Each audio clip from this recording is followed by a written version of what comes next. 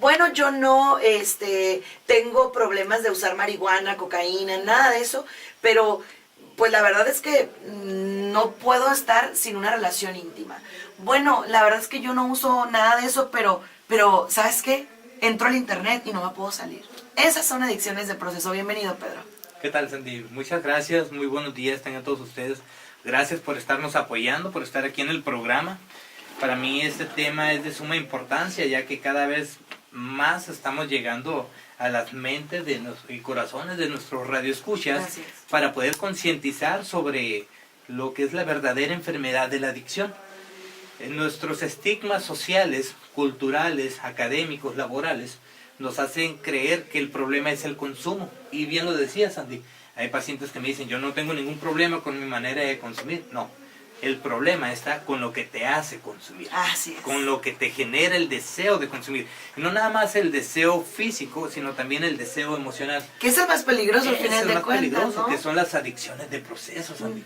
Y esas adicciones de proceso se refiere a todo lo que pensamos, todo lo que sentimos y todo lo que hacemos. Inclusive, fíjate, algo muy positivo se puede llegar a convertir en una adicción, como el trabajo. Ah, claro. O sea, por ejemplo, el trabajo es muy positivo, es algo, es más, es necesario para poder vivir un buen estilo de vida. Pero, ¿qué pasa cuando vivo para trabajar? No trabajo para vivir, yo vivo para trabajar. Así es. Hay pacientes que se enfocan tanto en el trabajo porque no tienen la capacidad de poderse comunicar con su familiar. Y no quieren llegar temprano a la casa porque no saben cómo tener una buena convivencia con sus hijos, con su esposa, o porque hay situaciones que tienen que enfrentar y prefieren mejor quedarse en el trabajo, Sandy, todo el día, que llegar y enfrentar esas situaciones, porque también viene la avaricia, ¿okay?, ante la economía, y sienten el respaldo de la vida ante lo que tengan en el banco, pero hablemos del banco económico y hablemos del banco emocional. Correcto. ¿Verdad? El banco emocional es aquel que yo sé las capacidades que tengo para poder enfrentar las situaciones, inclusive tomo las situaciones de la vida y los problemas de la vida como un reto, porque sé que tengo los recursos, pero cuando mi banco emocional está en quiebra, cuando no tengo resiliencia, cuando no tengo capacidad para afrontar los sentimientos, cuando no me puedo comunicar conmigo mismo, cuando no me puedo comunicar con los demás, cuando tengo conflicto con todo el mundo, es cuando se dan los problemas, Andy. Es el famoso banco emocional, ¿verdad? Híjole, o sea... ¿Y qué tienes en ese banco, no? Porque a lo mejor andamos en déficit, Sí, en números rojos. A lo mejor andamos en números rojos, ¿verdad? En ese banco emocional, puesto que muchas veces obviamos que sabemos sentir, que sabemos expresar, y pues no es cierto, porque los resultados nos dicen todo lo contrario, ¿verdad, Sandy? Fíjate, Pedro, que a mí una de las cosas que me ha impactado muchísimo es darme cuenta que la gran mayoría de seres humanos tenemos adicciones de proceso. Claro. Si no es a la comida, es al estrés, porque también te vuelves adicto al estrés, al cortisol que genera tu cerebro, ¿no? Si no es al estrés, es al vicio de, por ejemplo, de que te adulen.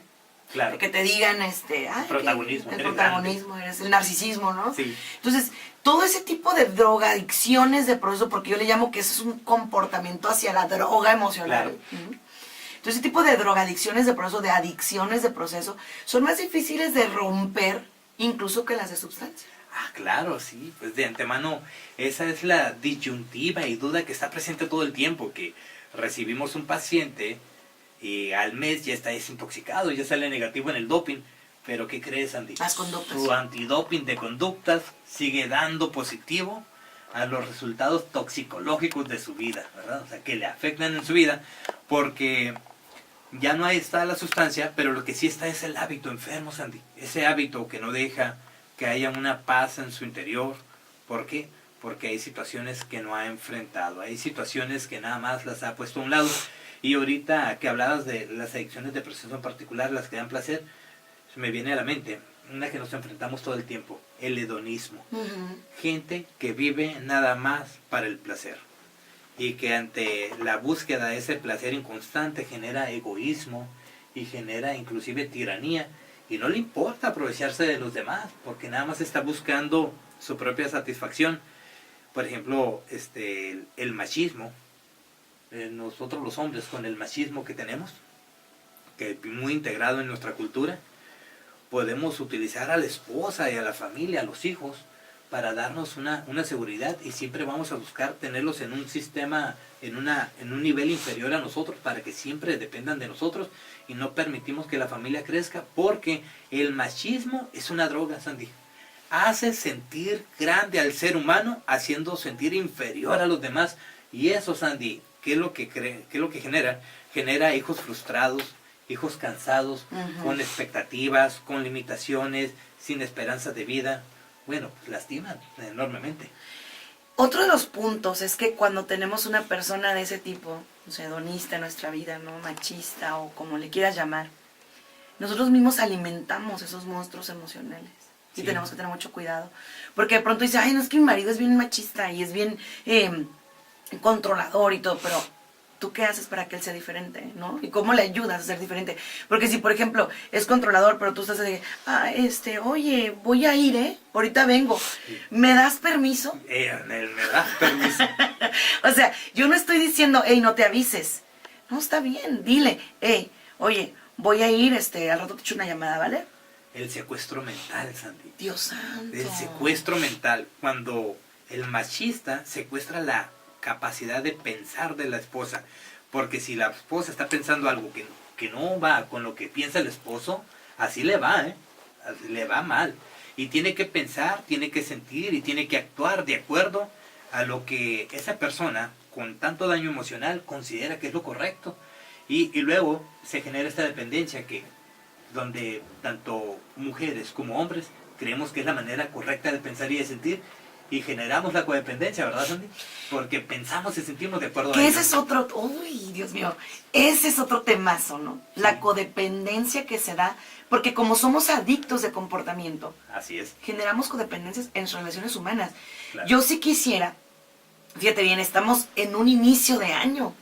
Vamos dándole con todo, Sandy. Eso, o sea, proponerme, empezar por decir, hey, ¿sabes qué? Yo ya no quiero ese estilo de vida, Claro. ya me cansé, ya no lo quiero. En el momento que algo te incomoda, es cuando puede venir la capacidad de cambio. Ahí, nada más que ahí.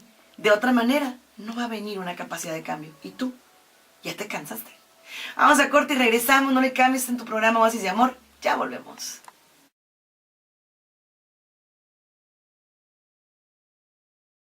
No lo hice, ¿no?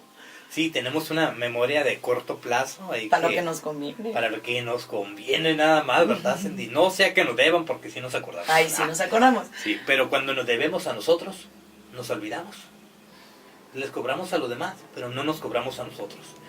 Generamos obligaciones de los demás hacia nosotros, pero no de nosotros hacia nosotros mismos. Y podemos exigirle a los demás, pero no nos exigimos. Entonces eso habla de la teoría de la gran incongruencia, en la que sí esperamos más de los demás, pero no de nosotros mismos.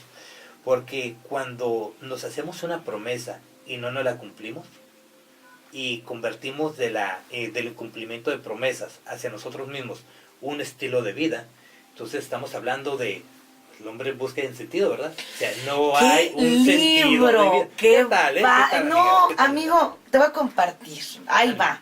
Échale. Yo soy un booker, ya sabes, a mí me encanta leer. Yo Claro, igual. disfruto y anhelo y me fascina y soy de esos de booker monstruo, ¿no? Me encanta. Y resulta que en estas vacaciones dije, yo no voy a perder el tiempo, o sea, cuando ellos están dormidos o cuando están haciendo sus cosas, porque pues a veces la pequeña quiere jugar a sus cosas, etcétera. Yo dije, yo voy a leer.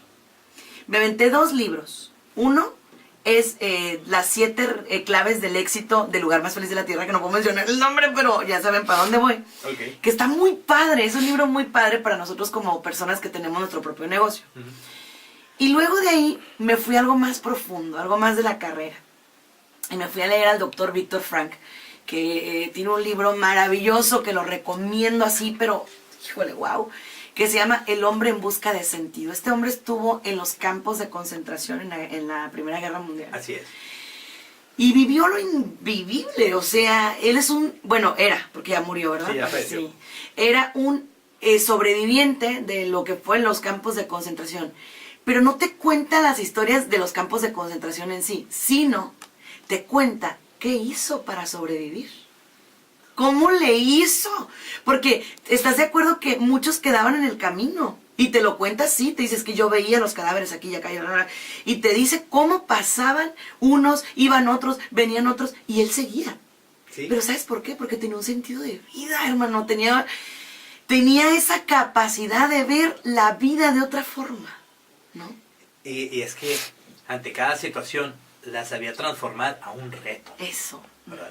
A un reto. Y cuando nosotros estamos viviendo situaciones como el estar enfrentando una adicción o la adicción de nuestro familiar, muchas veces nos pueden decir, déjalo que toque fondo. Es cuestión de decisión, es cuestión de querer. Renuncia. Y no, hay que transformar ese problema en un reto.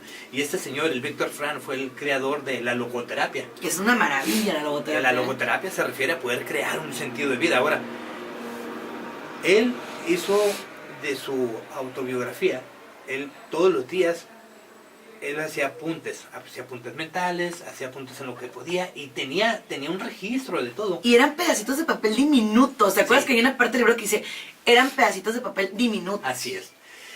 Ahora, yo los invito a todas las personas hermosas que nos están escuchando, escribe tu libro todos los días, donde en ese libro, al igual que el doctor Viktor Frankl, tú busques ser el protagonista. Y no nada más ser el protagonista, sino que siempre tengas un final del día con éxito. Estoy a punto de terminarlo, pero no he encontrado si ya encontró a su esposa o no. No te puedo decir. Ay, no puede ser. ¿Cómo? Estoy torturándome mentalmente. Yo digo, si no encuentro a su esposa, sí voy a llorar así como niña chiquita. Porque hay que ver que no es que encontremos a la esposa, es que encontremos al esposo que somos. ¿Verdad? Muchas veces eso es lo que sucede, ¿verdad? Porque queremos llenar de los demás, pero no te puedo decir, Sandy. Ay, bueno, prometo que lo voy a terminar esta noche. Se está padrísimo. Y les voy a contar si encontró o no a su esposa. Exactamente. Pero sí, Pedro, de veras que yo creo que a veces nos estamos quejando por tonterías, por banalidades. No entendemos que nuestro sentido primario es Dios. Así es. O sea, si tenemos a Dios, y Él lo dice, Viktor Frankl lo dice, hay una área del ser humano en la cual no te queda más que voltear los ojos al cielo. Sí. O sea, no hay de otra, ¿no? Y decía que oraba cuando una persona moría, que hacían unas breves oraciones por él. Fíjate, hay una frase bien padre también dentro del programa de Alcohólicos Anónimos, y que es la promesa número 2 en particular, y cuando guste las compartimos, Eso. donde nos explica que estábamos tan angustiados en algunas etapas de nuestra vida, que volteamos y nos dimos cuenta que había situaciones que se estaban solucionando, que solamente pudieron haber sido solucionadas por medio de Dios. Y es cuando nos damos cuenta de lo afortunados que somos y que Dios siempre ha estado ahí para nosotros. Sin embargo, siempre estamos en esa lucha de que quisiéramos que todo fuera el momento y el tiempo que nosotros quisiéramos. Pero cuando una vez podemos conectarnos con la vida y la vida empieza a tener sentido desde nuestro sentido, nuestra conexión con Dios, todo lo demás empieza a tener menos peso, Sandy. Y empieza, como volvemos otra vez a lo que dice el doctor Viktor Frankl, la vida empieza a tener sentido cuando aprendo a abrazar no nada más lo bueno, pero también lo malo, ¿verdad? Fíjate, yo creo que ahí me entraba también un insight, no me caía el 20, de que a veces muchas personas podemos vivir la misma experiencia, pero cómo la veas es lo que hace la diferencia. O sea, por ejemplo, muchos adictos pueden estar en internamientos ahorita. Ajá. Muchas personas adictas de proceso, por ejemplo, ahorita les hablaba hasta de las adicciones a la comida, que ayer las platicábamos, nos fuimos a comer. Estuvimos en casa comiendo, ¿no? Y bien rico. Bien rico, por cierto. Pero hablábamos de eso. Cuando te Así. paraste tú de la mesa, platicábamos con tu señora esposa, a la que le mando un abrazo, a mi querida amiga. Hermosa. Platicábamos que ella compartía, ¿no? Decía que lo importante es no desarrollar obsesiones. Sí. Y eso es cierto. O sea, tú puedes vivir, por ejemplo, puedes vivir comiendo, pero no en extremo. Puedes vivir a lo mejor teniendo tu internet, pero no en extremo. Así es. O sea, depende de ti. Conocer las limitaciones. Y de hecho, fíjate, te voy a hablar un poquito de lo que es la gula, ¿verdad? Muchas personas lo consideran nada más que la gula tiene que ver con la comida. Pero yo estudié una especialidad en psicología transpersonal, de hecho fue una maestría, donde ahí nos enseñaban los diferentes tipos de personalidades, y en particular la gula nos decía que es el no podernos llenar, el no tener una satisfacción porque no hay límites. Entonces hay gula emocional, Hay gula de dinero, hay gula de comida, ¿ok? Y hay gula de placer, ¿verdad? O sea, porque al final de cuentas lo que buscamos es tener un placer. Pero cuando nosotros aprendemos a decirle a nuestro cuerpo, hey, espérate, te voy a dar nada más lo que es necesario. No creamos falsas dependencias, Sandy. No las creamos. Pero, y sí se puede. Claro que sí se puede. ¿Por qué? Porque no nacimos así. Desde ahí. No nacimos así. Qué nos impresión. convertimos. ¿Qué frase? No nacimos así. ¿Okay? Entonces, y nos regresamos a que, a ver, un momento, ¿en qué momento se perdió todo eso? ¿En qué momento empezó a desviarse mi sentido de vida? Ok, me regreso y retomo. Porque, fíjate, Sandy, algo que estoy escribiendo en el libro, okay, que les voy a ir dando un poco de adelantos, hay un capítulo que se llama La pérdida después de la pérdida. Okay.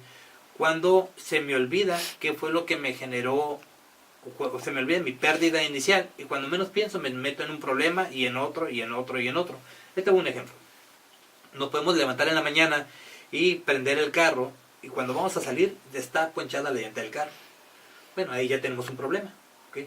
Pero el no saber responder yo ante esa situación me genera a lo mejor conflicto con mi esposa y le voy a hablar golpeado porque ya voy tarde al trabajo. Y llego tarde al trabajo y llego de mal humor con todo el mundo.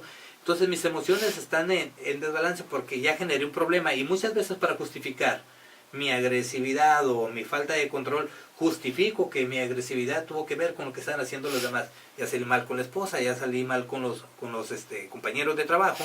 Decisiones importantes que pude haber tomado durante el día, no las tomé porque mi mente no estaba lo suficientemente centrada ante un evento que sucedió a las 7 de la mañana. ¿Okay? Para las 5 de la tarde se va a finalizar el día laboral, no pude concluir con objetivos, con metas, ya salí mal con todo el mundo y todavía tengo que llegar a la casa, hacerle frente a la situación que creé en la mañana por algo que ella ni cuenta, ¿verdad? Es el famoso 90-10. Entonces, una pérdida me lleva a generar muchas pérdidas. ¿Okay?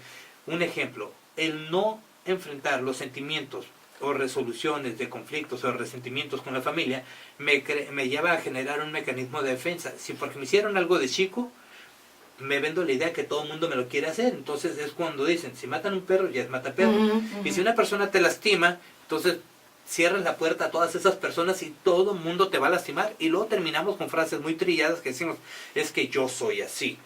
Yo soy una persona que cuando soy calmado, pero cuando exploto, exploto porque yo cuando era chico. Y nos remontamos a la situación que nos afectó de pequeños, pero vamos generando pérdidas de la pérdida cuando no sabemos enfrentar las situaciones. Qué importante, pérdidas de la pérdida, porque de pronto creemos que nada más es una situación, pero ¿cuántas traemos arrastrando? Así es. Vamos a ir a un corte y regresamos. No le cambies, estás aquí con nosotros, estás en este bendito programa. No le cambies, volvemos. Ya estamos aquí de regreso, aquí en tu programa Oasis de Amor, y pues platicando, ¿verdad?, de un tema tan importante. La verdad que qué maravilla de tema. Yo sí lo veo como una bendición que podamos hablar abiertamente de las adicciones de proceso. Ahorita tocaste un puntazo. ¿Cómo hay suicidios, Pedro? Sí, lamentablemente. ¿Cómo hay suicidios?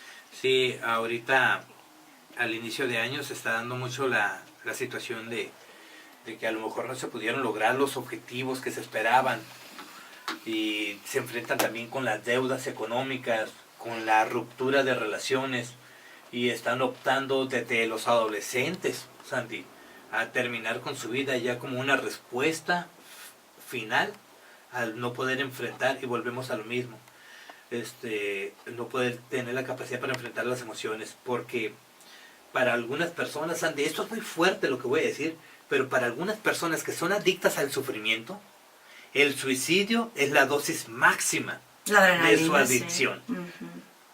Y en esa búsqueda de sentir una satisfacción enorme en su cuerpo y en su mente, por sentirse víctimas, por sentirse mal, porque se genera una dependencia, llegan al suicidio.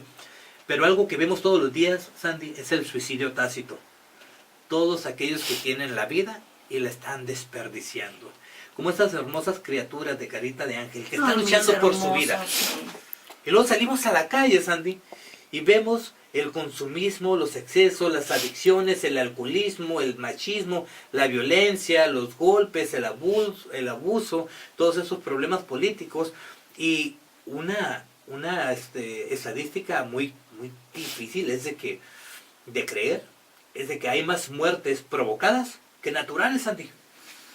La mayoría de las muertes son más provocadas por la inconsciencia de los estilos de vida y el no afrontar las situaciones. Entonces, tomemos en cuenta, volvemos a lo mismo, ¿verdad? Que nuestra vida desarrolla un sentido cuando podemos transformar nuestras experiencias negativas a experiencias positivas, Andy. Mira, Pedro, yo creo que aquí también hay que caer en cuenta, ¿no? De que muchas veces vivimos por vivir y eso es muy grave. Cuando leía o empecé con el libro del Hombre en Busca de Sentido, me percaté de que vivimos sin pensar que un día todo lo que tenemos puede quedar en el olvido, en el vacío, en el pasado. Pero mientras yo esté vivo, mientras tenga la capacidad de recomenzar, no pasa nada. Pero el problema es que nosotros perdemos esa capacidad de creer en nosotros. Creemos en todo, pero no creemos en Dios, que es lo más importante, y no creo en mí. Entonces, así como me voy a poder levantar, nunca me voy a poder levantar. Así sí, es verdad, nunca te vas a poder levantar, eso olvídate. No te vas a poder levantar. Aunque te internen en la mejor clínica, no te vas a poder levantar nunca, para que ni pagues. O sea, y perdón que lo diga así horrible, pero ni pagues. No te vas a poder levantar, aunque vayas con el mejor psicólogo, aunque si tú no quieres, no hay poder humano. Exactamente. Tenemos que empezar desde ahí, empezar a creernos, Andy. Cuando yo estaba internado en mi proceso, tenía mucho miedo las primeras 2 semanas y tuve un sueño muy padre, muy bonito, que siempre se los comparto, en el que Dios me estaba hablando y me decía de todo lo que había hecho con mi vida, me estaba regañando y yo le reclamaba porque se había muerto mi papá, porque se había muerto mi mamá. Como siempre, Pedrito el sufridito, ¿verdad? Era el que presentaba su primera credencial, porque era mi justificación la muerte de mis padres. Y Dios me dice en el sueño, pero te he dado la oportunidad de poder salir de cada una de esas situaciones. ¿Y qué es lo que has hecho?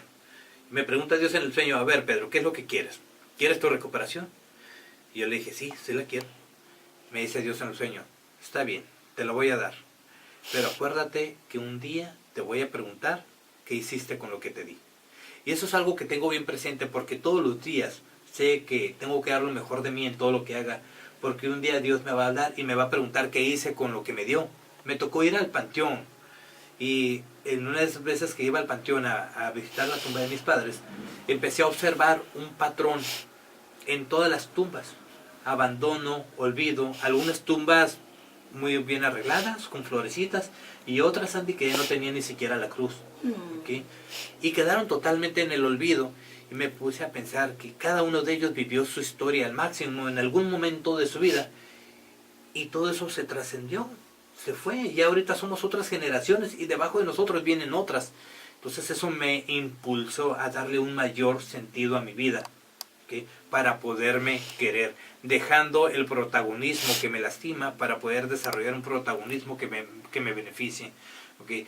Empecé a detectar cuáles eran las adicciones del proceso que tenía Sandy, todas las de pensamientos, de emociones y de conductas, pensamientos que siempre se tornaban en problemas, emociones que siempre giraban a buscar victimización y poder culpabilizar a los demás, y conductas que nada más justificaban mis pensamientos y emociones y que nada más buscaba cómo evadir mi realidad.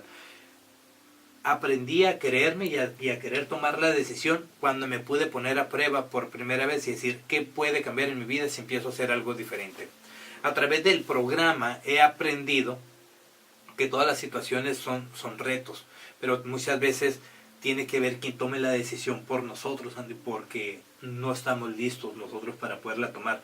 La droga secuestra muchas de las veces nuestra manera y nuestra capacidad de poder tomar decisiones, y es cuando necesitamos que alguien decida por nosotros, porque si no nos vamos a convertir en una estadística, Sandy, también. Y es bien raro que alguien vaya a querer salir de ahí por su propia voluntad. Sí pasa, sí, pero es muy extraño. Por eso, no hay voluntad. Si tú tienes un paciente, un familiar, que verdaderamente necesita el apoyo, dáselo. Sí. Dáselo. No permitas que se te hunda. De pronto dices tú que toque fondo. ¿Y si el fondo es la muerte? Es que, de hecho, para allá va. Ese es el fondo, por lo regular. Las adicciones siempre nos llevan a las cárceles, hospitales, a la muerte, pero antes de todo eso, nos llevan a la calle, nos llevan a la soledad, nos llevan al vacío. Pero ¿en qué momento nosotros tomamos responsabilidad moral y decimos, voy a ayudar a esta persona? Si tú tienes una persona que tiene problemas de adicción, que tiene problemas emocionales, dale un abrazo, compréndelo, entiéndelo. Es una situación que va más allá de su voluntad. Porque te lo digo yo que pasé por las adicciones y de manera muy fuerte.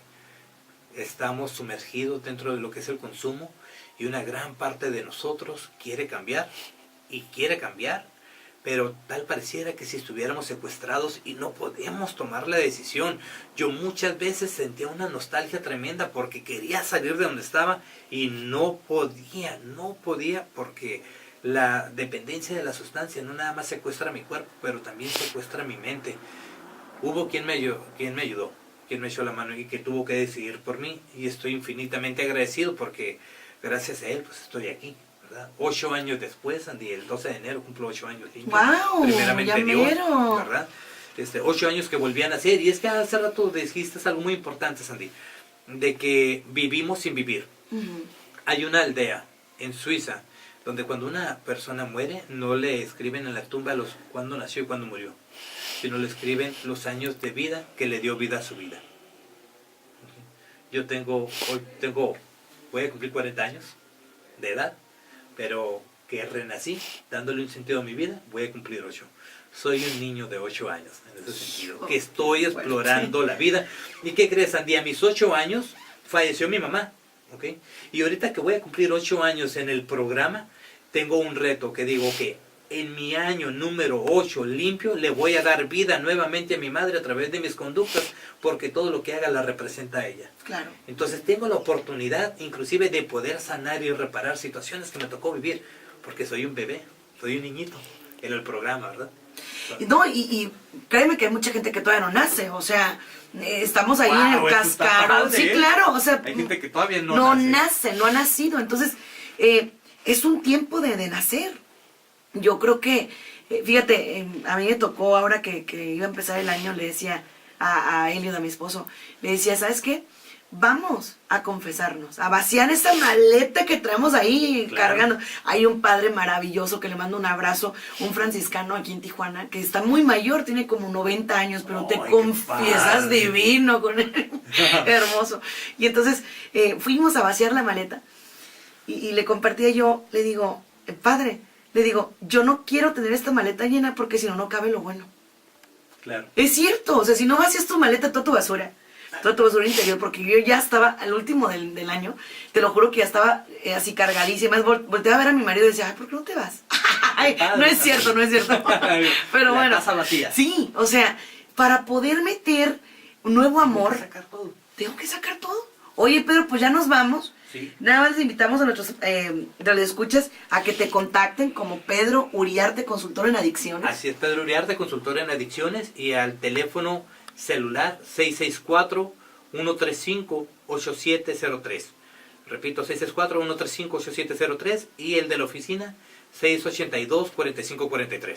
Pues muchísimas gracias a todos nuestros radioescuchas, les mandamos un beso. A todos los queremos muchísimo. Y si Dios quiere, los escucho el día de mañana. Bendiciones. Bendiciones.